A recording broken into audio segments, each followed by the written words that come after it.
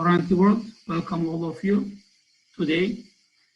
Today, ICYF and Religions for Peace are carrying out very meaningful and important program with the support of many institutions, centers, and universities. An issue that is very important today will be discussed by many experts in their fields with different aspects for 2 days. I wish the program will be successful and complete without problem, and I would like to express that I am very pleased to be part of this symposium.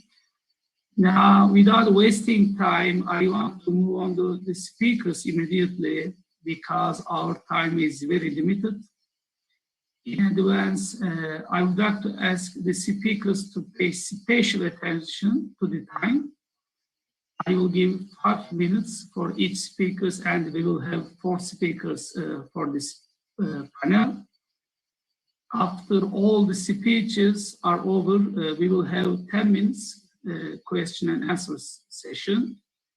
And there you can ask your questions and share your comments and contributions as well, or write down your questions or comments on the chat box, and we will forward to the panelists, inshallah. And now our first speakers from Qatar, Dr. Evren Tok. Yes, please, Dr. Evren Tok. Thank you so much, dear Dr. Carollo, and I'm really honored to be part of this amazing event, and I would like to salute you all. Am I audible, by the way? Can you hear me perfectly? Yes, that's perfect. Okay. Yeah. Okay, so without further ado, I will share my screen and I will kickstart my presentation. Can you see my screen? If you can please confirm. Yes, we can see your screen. Okay. Once again, special thanks. And myself, I am the Assistant Dean of Innovation and Community Development at College of Islamic Studies, Hamad bin Khalifa University, and also the founder of Islam and Global Affairs Master's Program. But today, I would like to share with you one of the very innovative elements, a makerspace that we have created in the past 2.5 years. And I will be sharing with you a cartoonistic version of what we have started actually 2.5 years ago. And moreover, the first version of the makerspace, which is still called Maker Majlis, and in the COVID times, we moved it to a more digital arena.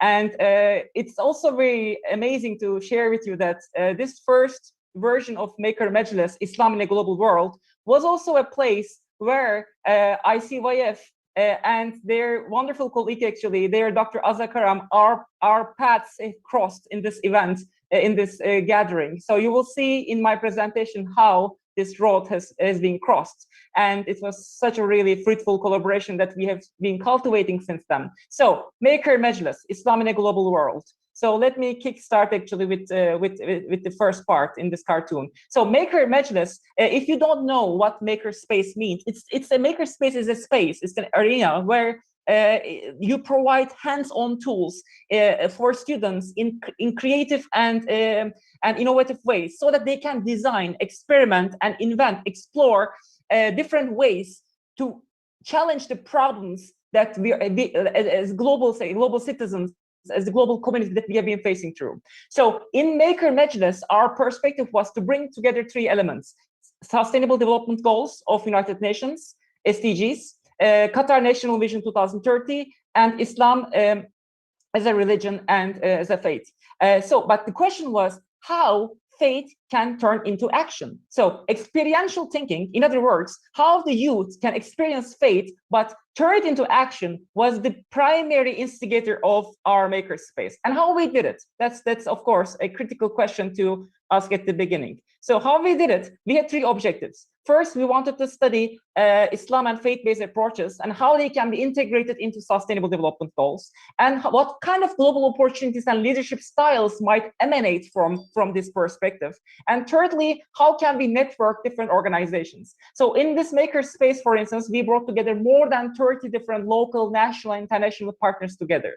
So our first part was, of course, I can share with you real photographs, was the Qatar Red Crescent's refugee experience, which was a almost similar real life like simulation of a refugee tent with a refugee hospital that has been built in front of our building.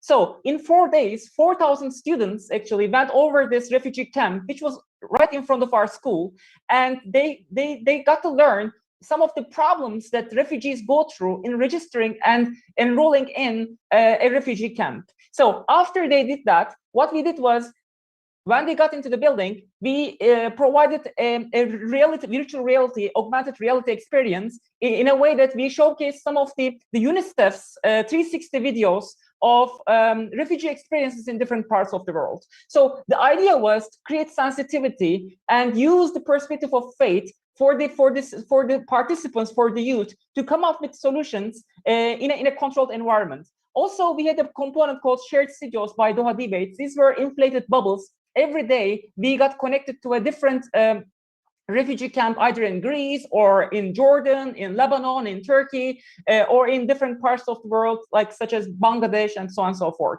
So this was our perspective to start experimentation and helping the students actually to understand what real problems exist.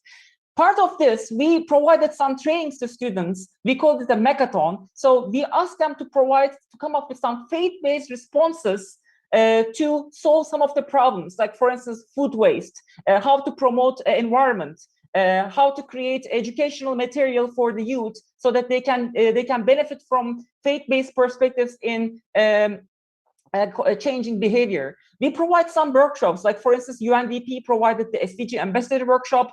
Bidaya, it's one of the entrepreneurship centers, provided social entrepreneurship, or the concept of social good, which is a very, very, really important area, and how social good can be supported through artificial intelligence, or how we can transform our university campuses into an eco-campus model. So in addition, we had an entire corridor for wonderful cartoons provided by Margaret Derhier. She is the artist who is if you haven't seen, I really recommend checking out these cartoons that support United Nations Sustainable Development Goals. Amazing teaching material. An interesting thing is Margaret Derhier, although she didn't do this from a theological perspective, she studied theology, and afterwards she started to share her insights in cartoons, especially Sustainable Development Goals. And then all over the space, the maker space, on different areas, especially in the glass areas, we provided a lot of connections between how Sustainable Development Goals, as you know, 17 of them, are in fact can be seen from an Islamic perspective. For instance, SDG number 10, reduce inequalities. You can see a surah from the Holy Quran. Or, for instance, another one, you can see climate action, again, a Quranic reference. So we wanted to make students feel that whatever we discuss as the global problems, Sustainable Development Goals, in fact, faith-based perspectives are already there, and they can be utilized in making connections. Or different hadith, again, in a similar way, are connected to different Sustainable Development Goals and the way we understand them. So this is important. This is quite important because often the youth see these global problems or these goals as technical problems, but in fact, we shouldn't forget that climate change or many global problems are in fact, are moral problems. We shouldn't forget that. So our maker space, in other words, maker measures, was an initiative to show that the problems that we face in today's world, they have strong moral roots. So that is why the activities like brain dates, Halakha talks, these are TED-style talks, or brain dates. By the way, some of the names that you see in the brain dates were like Richard Falk, Nader Hashemi, and one their amazing, inspirational colleague, Dr. Azza Karam, all tried to showcase to the youth that these problems need to be seen from a moral and ethical perspectives. So, yes, sorry for the interruption, Dr. Evren. Could you please complete your? Yes, just 10 seconds. Sorry. Your time is up, yeah. And finally, the Sdg Awards. This is the first time we delivered the Sdg Awards in 5 different categories: people, planet, prosperity, peace, and partnership. And this was the initiative that we have completed. And if you want to learn more about Maker Meclis, we are on Instagram, and feel free to contact me for learning about our future events. And once again, thank you for the opportunity. Thank you so much, Dr. Evren, for this good presentation with good visual and drawings. And we are moving on to the second speaker from Bangladesh, Sakif El Ahsan. Are you here, Sakif El Ahsan?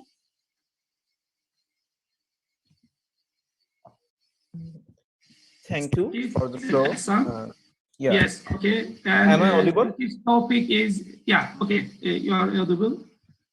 Sakif's topic is young generation and religious norms-based social behavior impact on governance in Bangladesh. Yeah, please, Sakif.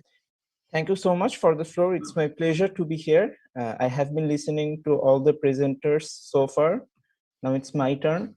I'm starting sharing my screen.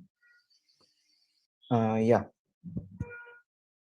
So my topic, my paper titled is Young Generation and Religious Norms-Based Social Behavior Impact on Governance in Bangladesh. I'm Sakif. I'm from University of Dhaka. I'm an undergraduate student at University of Dhaka, Bangladesh.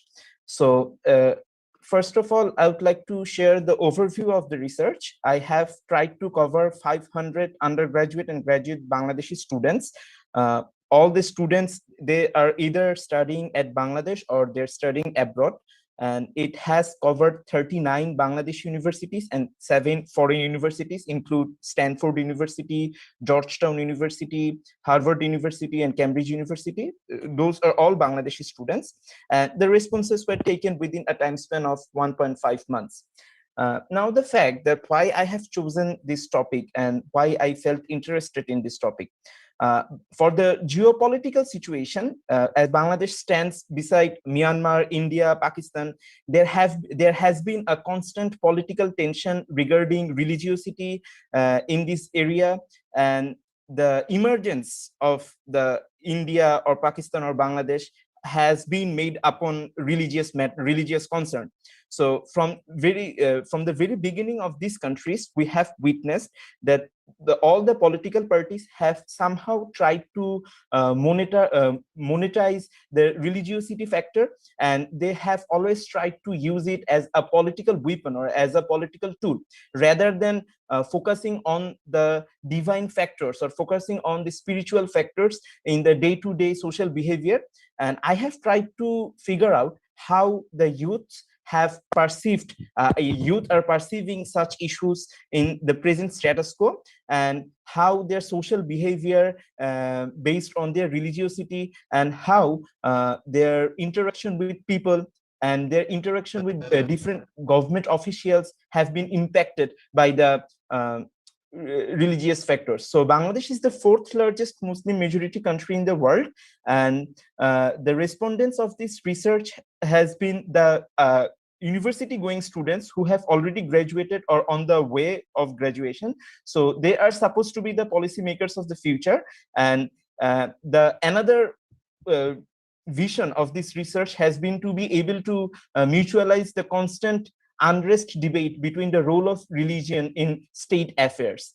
So if we see the status quo of religion and politics in Bangladesh, then we can see that the country emerged as a secular country in 1971, but in 1982, the idea of state religion, and the state religion has been stated as Islam in 1982, and that was done by a military regime. But the interesting fact is the current regime, which is claimed to be a secular political party, when they came to the power, they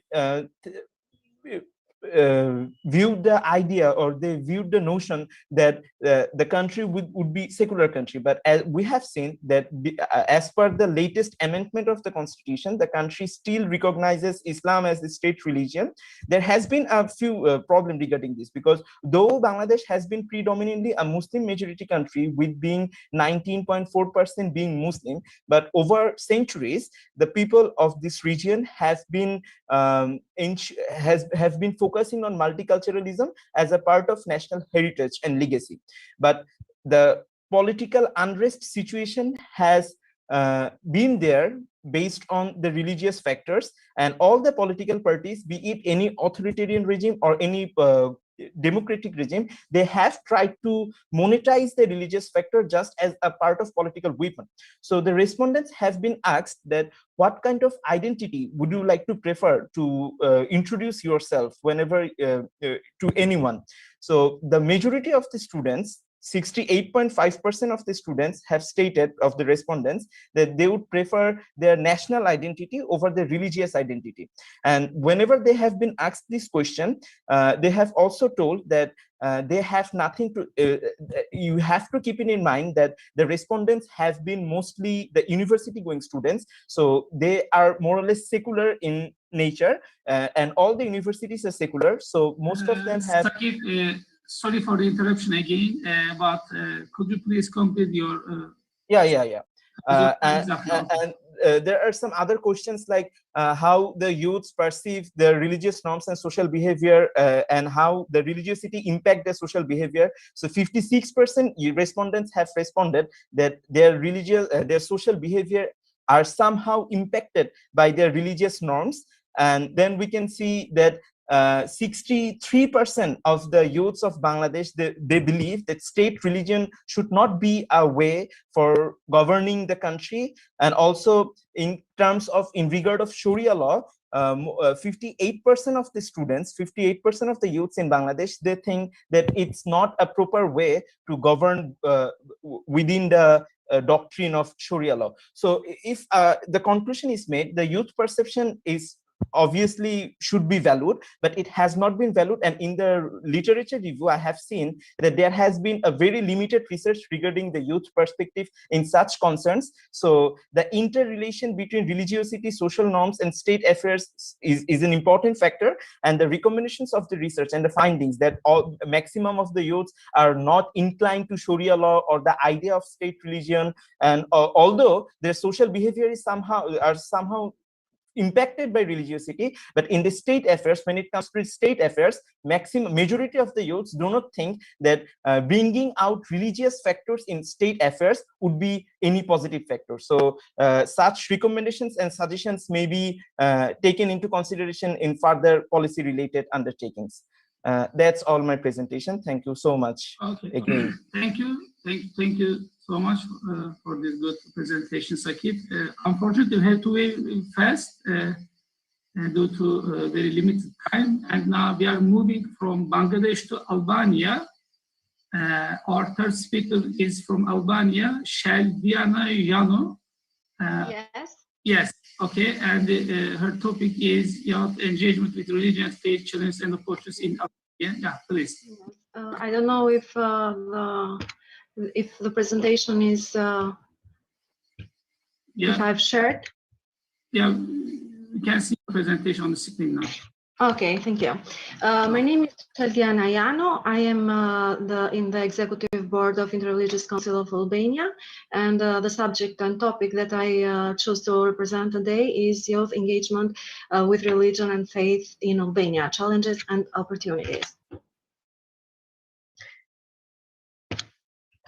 The methodology of this topic is by analysis of studies by the US Department of State about the religious freedom in Albania, also analysis from European Union studies on impact and engagement on youth in religion in Albania, research in the activities of the Interreligious Council of Albania, and then personal experience of these activities being also part of Women and Executive Board in the Interreligious Council of Albania. I have chosen a verses from Pope Francis. Youth is for taking risks, good risks, risks full of hope. It's meant to be staked on great things. Youth is meant to be given away, to help others to know the Lord. Don't keep your youth to yourselves, get out there. Don't keep the faith, spread it around. The current situation of Albania. As we know, we have had the communism time that we have passed here in Albania for more than 45 years, Albania is a new place that have 30 years of transition about after the period of dictatorship. The relationship of Albania youth with the values of the family and society is slowly changing due to a combination of traditional experiences with modern ones, opportunities for independence in economic, opportunities that pave the way for young people to get rid of family power are mainly concentrated in the capital and in a few relatively large urban centers. As we know from the history, religion and impact of communism in the religion freedom in Albania affected more people and make them atheists. But young people see their personal future much more optimistically than the collective future of society. Engagement in social issues, starting from the most form as simple as volunteering, should be taught and encouraged on these platforms and environments where it's most likely to succeed, such as schools and meritocracy. The anti-religious period of Enver Hoxha dictatorship reached the high point with the changing in the constitution of the Republic of Albania, and banned fascist, anti-democratic religious war mongering and anti-socialist activities and propaganda, as well as the incitement of national and racial hatred. In this picture, we have many clerics that were murdered during the time of communism. And then after 1919, we see the reopening of this cult object. For more than 45 years, the communist regime implemented a sophisticated and complex system of atheist indoctrination. But in 1919, the long-suffering Albanian people were eager for freedom of religion, were youth that participated the most in reopening of the cult objects. Thousands of Muslim and Christian young believers, inspired by the love of God and the longing to pray and pray freely, raid the few standing cult objects, ringing the bells, performing the first mass and praying on Fridays. And then we have values, religion, and faith in Albania. By a study made by European Council, most Albanian youth, more than 62%, when asked if they identify with one of the main beliefs, religious, rather, they acknowledge that God has an important place in their lives. However, in the Albanian youth, religion is still an element of identification and feeling spiritual tradition and family rather than a set of practices and rituals. Less than 15% of young people attend regularly religious rites, values, and optimism. As in previous years, Albania youth are already showing one set of conservative and traditional values, as well as a lack of interest in being active in civic affairs. I have a saying. I have put a saying by Saint Augustine: "Justice is the cornerstone of civil society. Non-discrimination, respect for human dignity, human right, acceptance of the other, and tolerance, for which Albanian society needs most. Religions do not have to be identified with political, economic, and social power in order to be free to pave the way for justice and peace." And then the first creation of the Interreligious Council of Albania was in 2007, when 4 leaders of different religious communities of Albania make a reunion to put and register in the court the Interreligious Council of Albania. Was the Catholic Church, the Orthodox Church, Muslim community, and Bektashi community. And then the prizes gained by Interreligious Council of Albania. We have a prize gained by in Krakow, Poland, Sergio Vieira de Melo. And then we have the prize of this year by the President of the Republic of the Albania, Honor of the Nation. The youth department in the Interreligious Council of Albania consists of 2 young representatives from each religious community, members of the Interreligious Council of Albania, who are nominated by each community and approved by the Council of Presidency. And then we have in the educational field, we have 3 theological schools. We have the school from Muslim community, the school from Catholic Church, and the school from Orthodox Church. They gather together and make different symposium or different conferences in different parts of the year. Youth humanitarian activities. In the Department of Youth, we have made many activities of humanitarian activities. This was one of them, shared well-being in collaboration with Religion for Peace.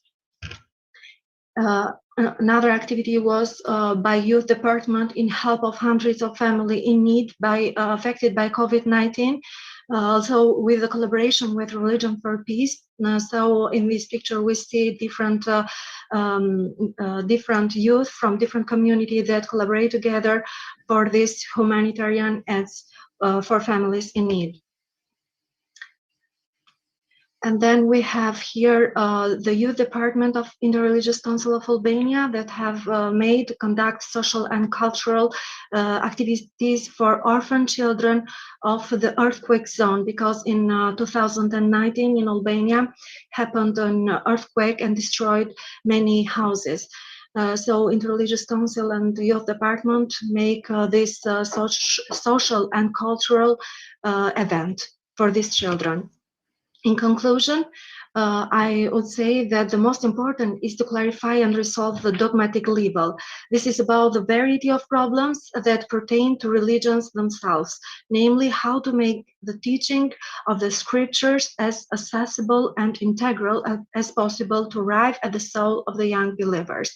This issue is of particular importance for the identity of religion and its role in Albania life after 30 years of official ban, as well as its role in moral and spiritual life. And my recommendation, shortly, being part also of the Interreligious Council of Albania and Executive Board, also in the Department of Women, knowledge about religion and belief can reinforce the appreciation of the importance of respecting the rights of every human being to freedom of religion or belief, can promote democratic citizenship and promote the understanding of social diversity, and at the same time strengthens social cohesion. Learning about religions and beliefs became effective when combined with first the respect for the rights of others, even when there is disagreement about religions and beliefs. Right for freedom of religion or belief is a universal right and contains the obligation to protect the rights of others, including respect for the dignity of all human beings. Thank you for your attention.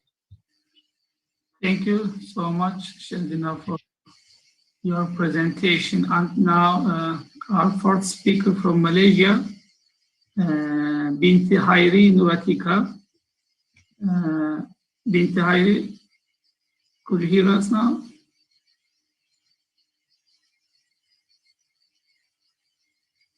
Binti Hairi is here. I think she is not available now, and we are moving our last speaker, Martin Maconzo from Mozambique. Martin, are you here? Yeah. Can you hear me?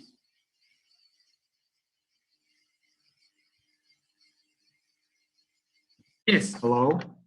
Hello. Can you hear me? Yes. Fantastic. Okay. You will have 5 minutes. Sending my. Sure. My warm greetings for every participant and contributor of this symposium. Assalamu alaikum.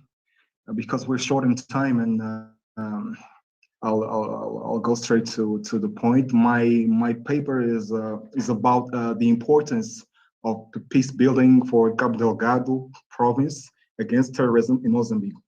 Cabo Delgado, which is one of the provinces of Mozambique that is going through a dramatic situation of terrorism right now.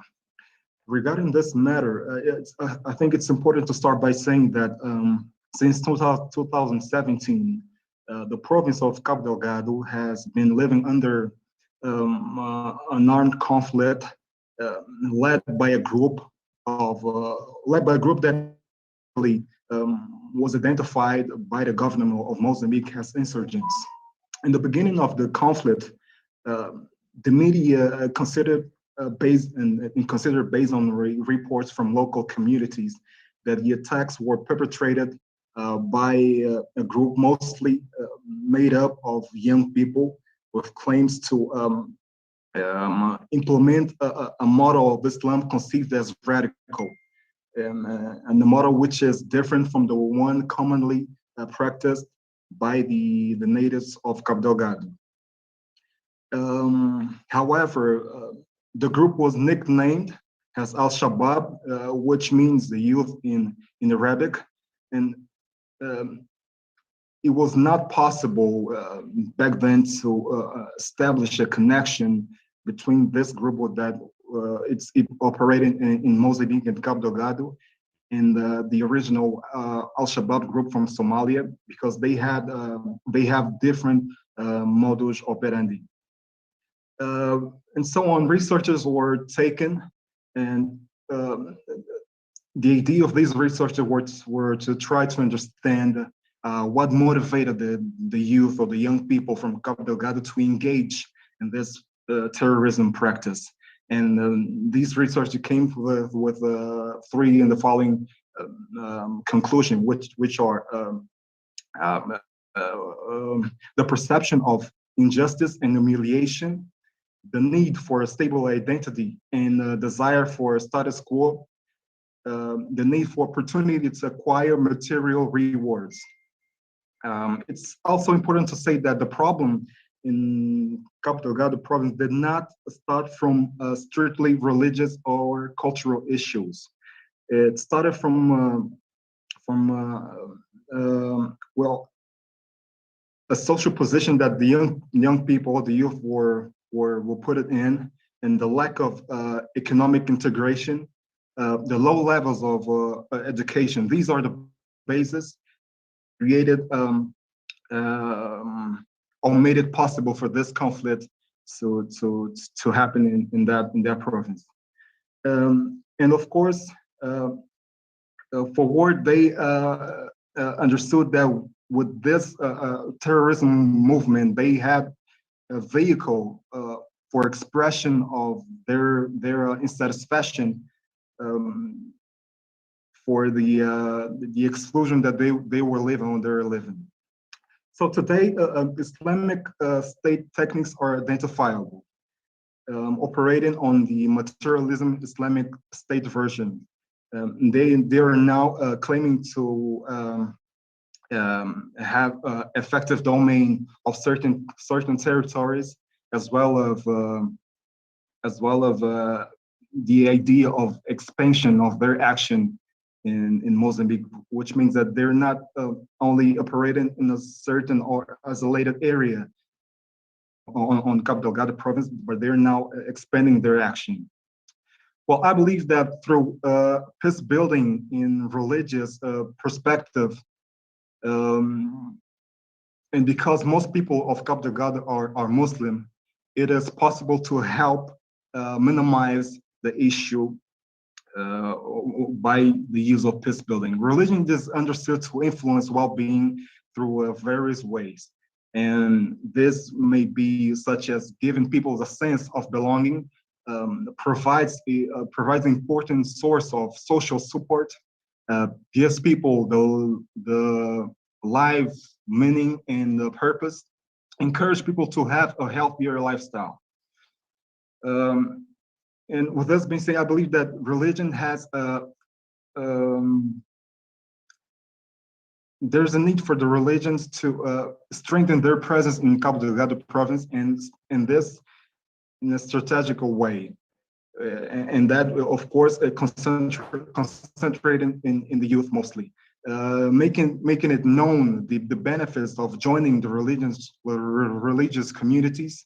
And all these actions, I believe that all these actions should be combined by some other social actions. And lastly, I bring three key recommendations as a solution for this problem, and being the creation of a youth empowerment program, communication with communication between the government and the target group, which is the young people, and lastly, work to benefit the displaced.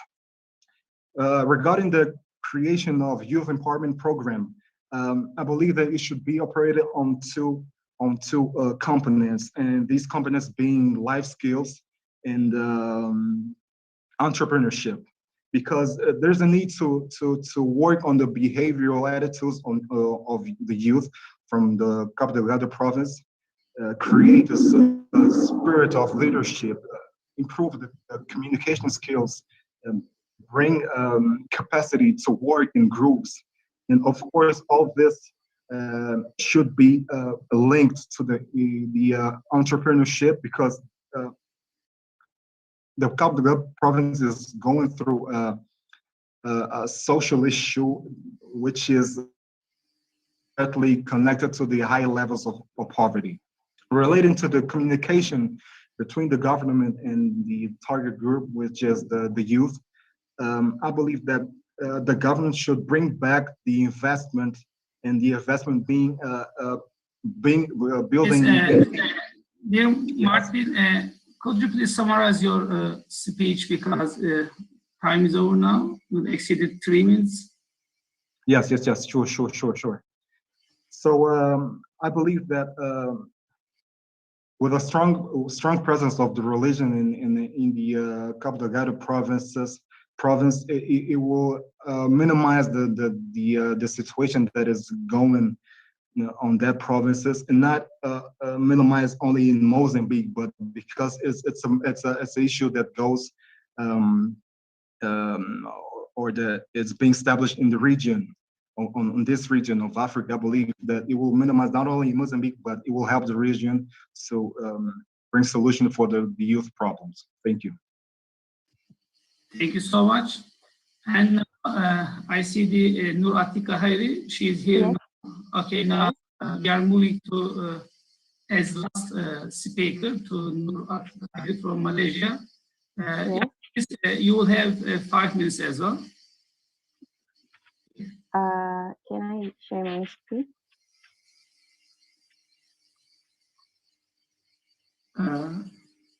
Nur Atika, can you hear us now? Yes. Did you can see my screen? Hello. Yes.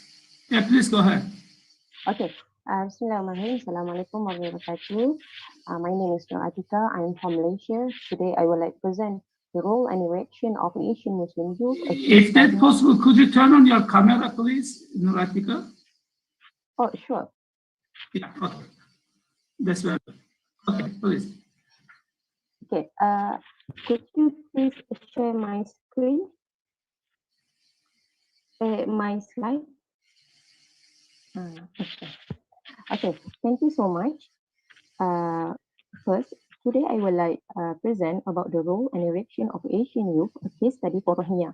Next. Next, please.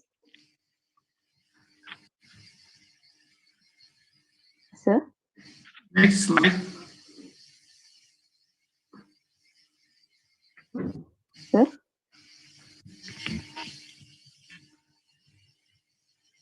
Can you make next?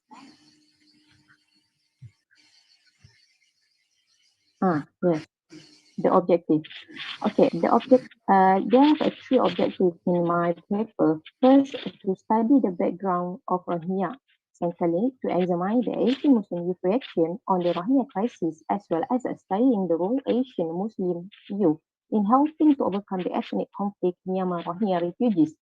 And the third, to analyze the reaction of the Asian Youth Movement, NGO, especially from the Malaysia, Indonesia, Thailand, Brunei, and Singapore, by raising development as they play an important player in the crisis. Next.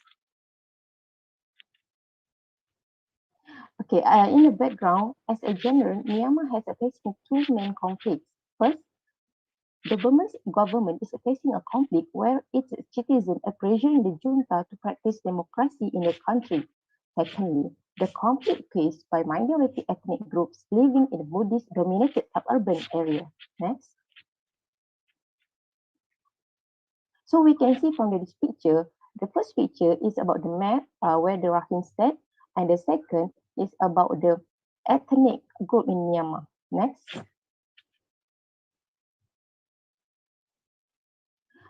This is a chronology from the Rohingya refugee.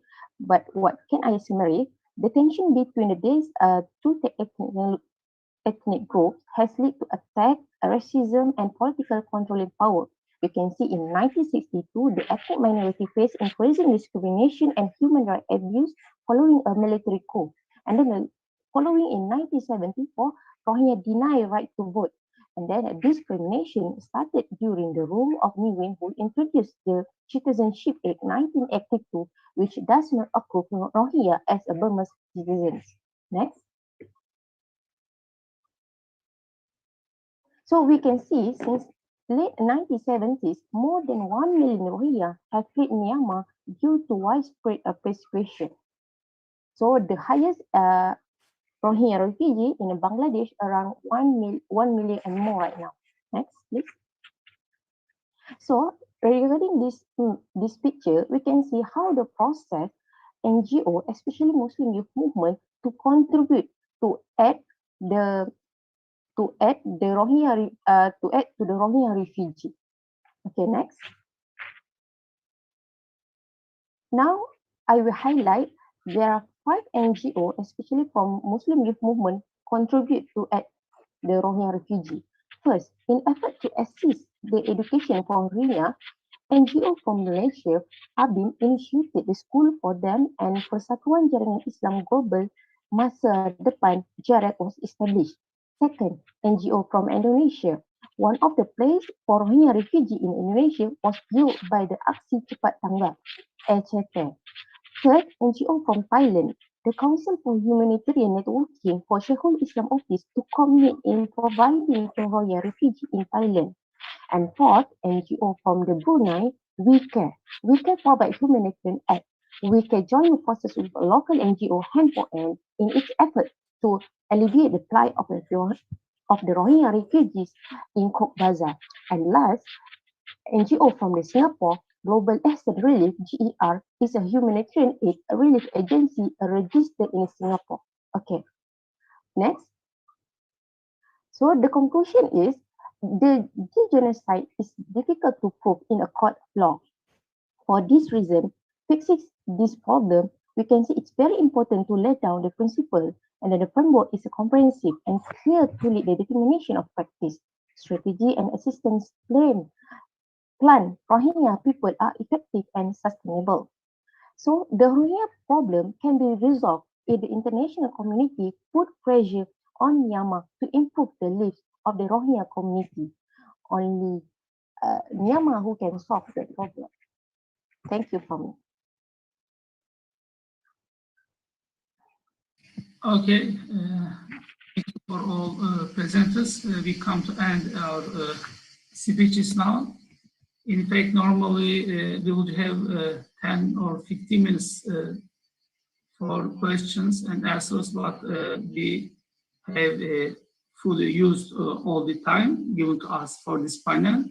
But maybe we will have 3 or 4 minutes for questions, and when our chat box, there is not any questions or comments. The listeners, do you have any questions or comments? We'll have 3 or 4 minutes for this part. Yeah, I think everything is clear. Okay, thank you so much for all presentations. And now,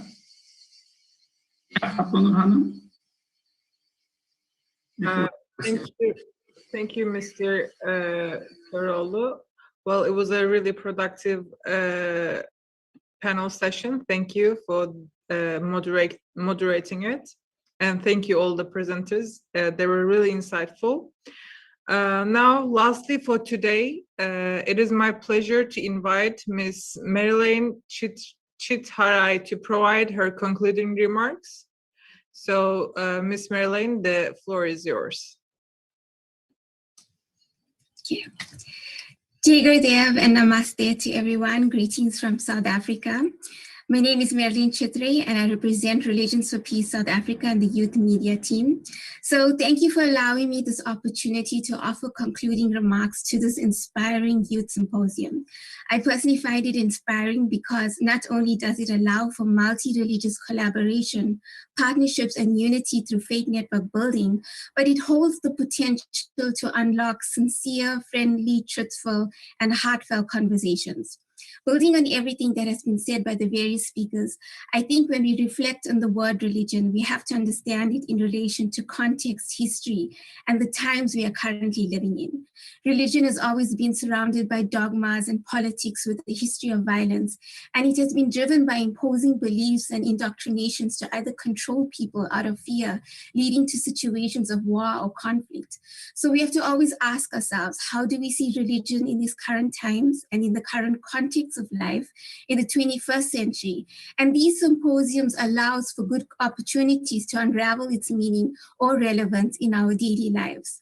It is a great learning platform. We can then ask some profound reflective questions on how do we actually define a multi-religious identity, and is it leading to spiritual empowerment of youth? We can then allow for the space within ourselves to be open for a different conversation or thought process to unfold, one that will benefit our youth interfaith work and our societies as a whole. Do our reflective conversations and sharing inspire to bring forward a different way of thinking or consciousness of doing things that we don't repeat the mistakes of the past? I don't believe we have all the answers, nor do we have blueprints, as it is a process of discovering, learning, and adapting. But I do believe there's plentiful opportunities for us to work towards a peaceful coexistence of building inclusive, harmonious societies, whether it is in relation to the themes of environment, peace, and security, humanitarianism, sustainable development, or any of the 6 strategic goals outlined. And this has been reflected in the engaging dialogues we've had today, listening to what the speakers have shared with us, including their presentation of global interfaith youth work.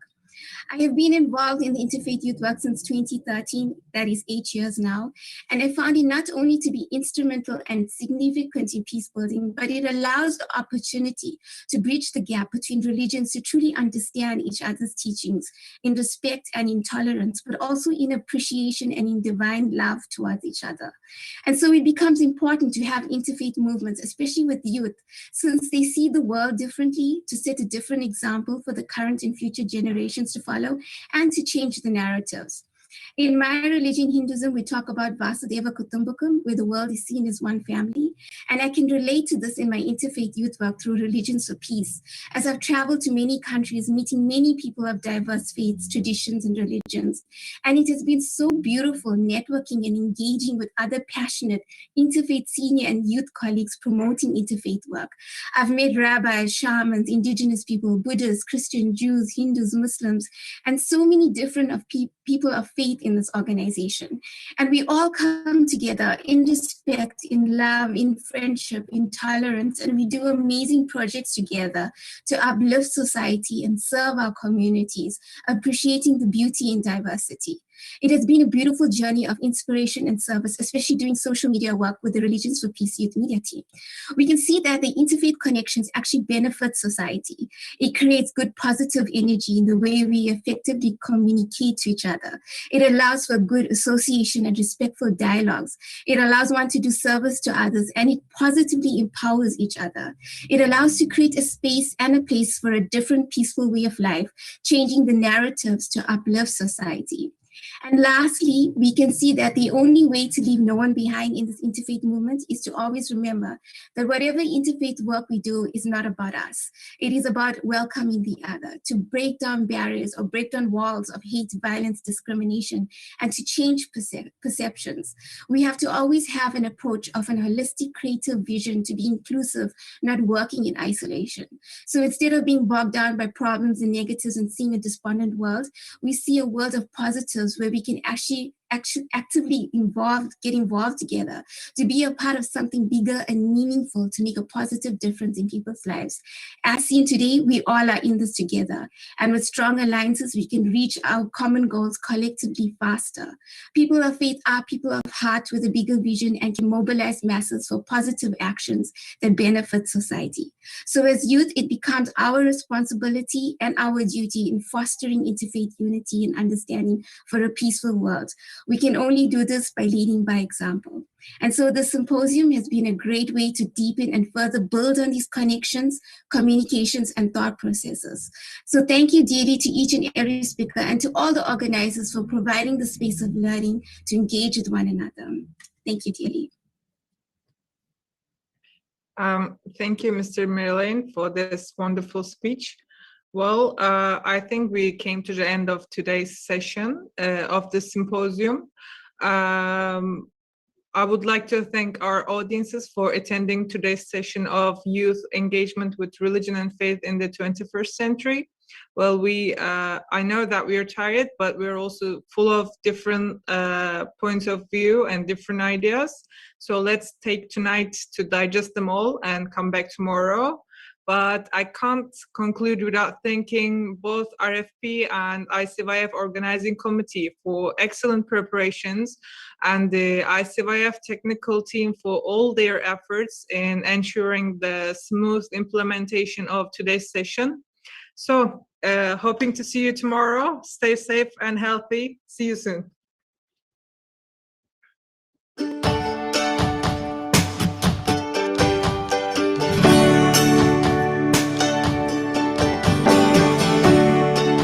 My faith has inspired me to empowering young people, especially who are living in rural area like what I'm doing right now in Papua, so they can have a better education to help their own community. My faith teaches me curiosity and asks of me to go out, explore the differences among us, learn how to live with them, learn how to accept them, and embrace the blessings around us. La foi Baha'i enseigne que la paix universelle est le but suprême de l'humanité.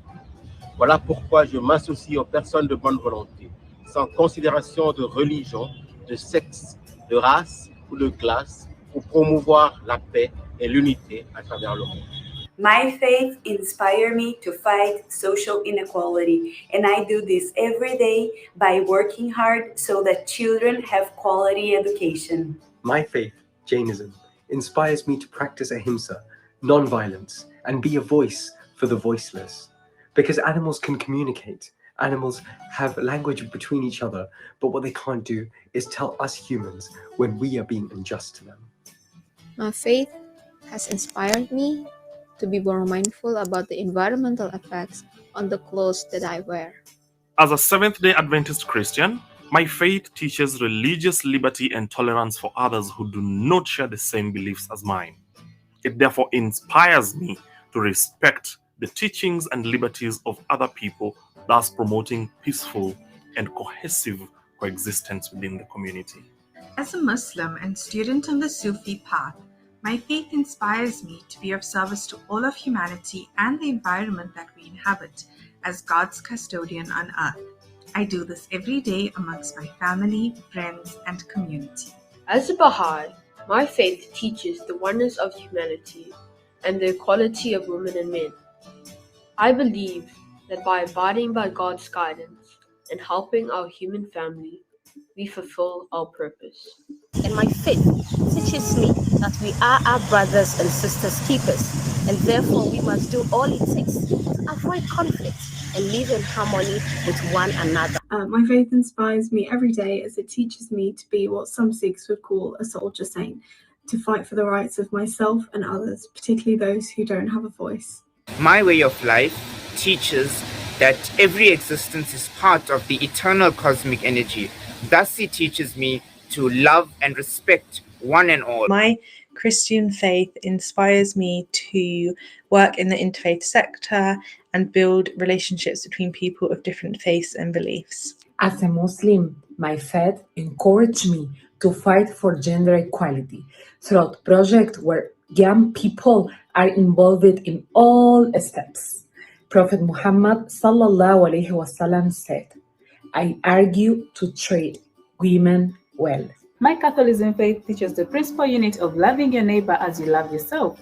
This has empowered me to echo the message of togetherness to others, irrespective of your race or religious affiliations, hence eliminating racism.